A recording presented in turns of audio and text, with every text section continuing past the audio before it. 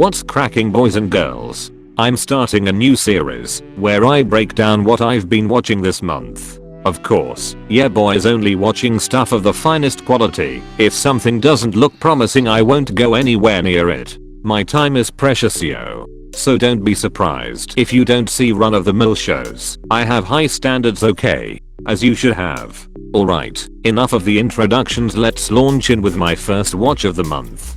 Into the Badlands. This one is a cracking show set in the year 2550 AD. Society is reminiscent of old times. Following a number of natural and man-made disasters, the world is thrust back into a time of no government, security, law, or indeed anything much of what we are accustomed to. The show is predominantly set in the Badlands, a hostile terrain ruled by a number of barons who are constantly battling for power. I found the concept of this world to be highly engaging. It's quite unique, and I was super impressed with the fight choreography throughout the entire show. The fighting has strong martial arts roots, and I can't think of better fighting in any other show I've seen. It's next level, guys. There's also a bit of fantasy mixed in there, and I'm a bit of a sucker for fantasy. I just can't get enough of the stuff. All in all, a superb show. Shame it didn't get more seasons. They certainly had more to give. I'm going to give Into the Badlands a rating of 81 out of 100. Next up, we've got Recreators. Yes guys, it's an anime. Turns out animes can actually be alright. After watching Attack on Titan, my eyes were opened. Only one season for this one though, and it was my first subbed anime as there was no dub. Gotta say, the sub was a real pain to get used to. I honestly think people that prefer subs to dubs are probably on crack. But hey, if you're into it, whatever, not for me. Anyways, Recreators is a very enjoyable anime. Fictional characters are mysteriously being brought to life in the real world by an unknown powerful woman. The show manages to squeeze out a great deal of character development for just one season, and the opening title sequence is one of my favorites of all time, so there's that. There's also this fella who can summon a badass samurai by screaming Hangaku, which is cool as fuck. I basically just go around the house screaming Hangaku all the time now. I get weird looks, but I don't care. My main problem with the show would be that some things didn't really make sense and the main character was pretty lame, but all in all an enjoyable watch. Recreator scores 73 out of 100. Next up is #Alive. This is a new movie that recently popped up on Netflix. You've got your typical gamer trying to survive in the zombie apocalypse. The movie is set in a block of flats and the main character finds himself trapped with zombies roaming around everywhere. You thought you had it bad, trapped during lockdown, huh? Count yourself lucky you ain't running out of food and having zombies eagerly waiting to chow down on you the moment you step outside your door.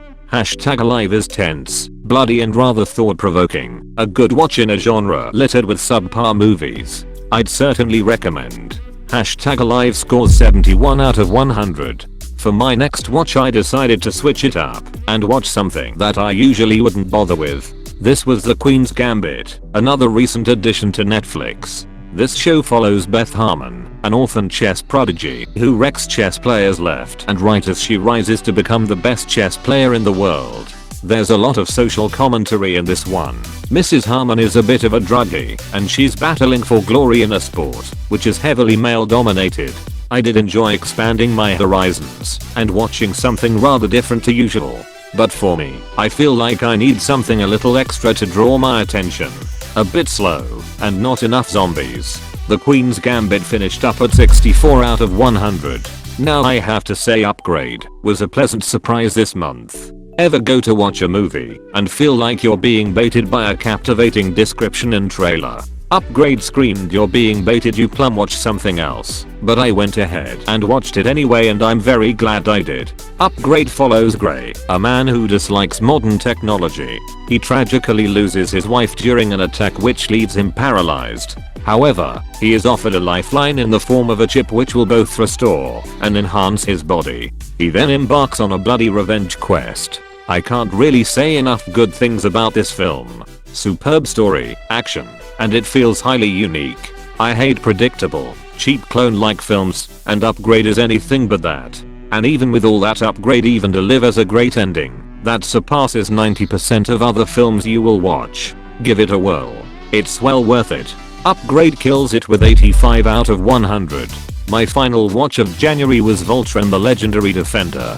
Left with an incredible emptiness following my second rewatch of The Legend of Korra, I decided to watch another animated show by the same animation studio. I can definitely see similarities between the two, but unfortunately, The Legendary Defender is nowhere near the pedigree of The Legend of Korra.